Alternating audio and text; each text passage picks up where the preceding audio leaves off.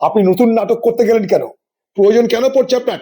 কারণ আপনি বাংলার যে মূল সমস্যা, রুটি রুজি, স্বাস্থ্য, শিক্ষা, দুর্নীতি, চাকরি নাই, সেই সমস্ত আলোচনাকে ঢেকে দেওয়ার জন্য আপনি নতুন এক নাটক শুরু করেছেন, নতুন এক ফান্ডা তৈরি করছেন, ঘুঘুর ফাঁদ তৈরি করেছেন।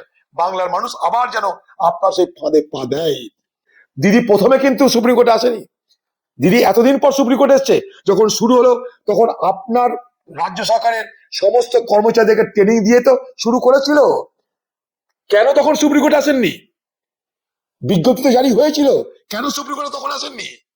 আজকে যখন শেষ পর্যায়ে সুপ্রিম কোর্টে আসছেন আপনি, কারণ বাংলার মানুষকে আপনার সরকারের ব্যর্থতার কোনো কৈফিয়ত আপনাকে আর দিতে হবে না। এসআইআর নিয়ে এবার ভোট হবে। 2021 সালের ভোট হলো এনআরসি নিয়ে, এবার ভোট হবে এসআইআর নিয়ে। তখন আপনি দেখিয়েছিলেন আমি বাঁচালাম সংখ্যালঘু মানুষকে, মুসলমানদেরকে। এবারও দেখাবেন আপনি আমি বাঁচালাম।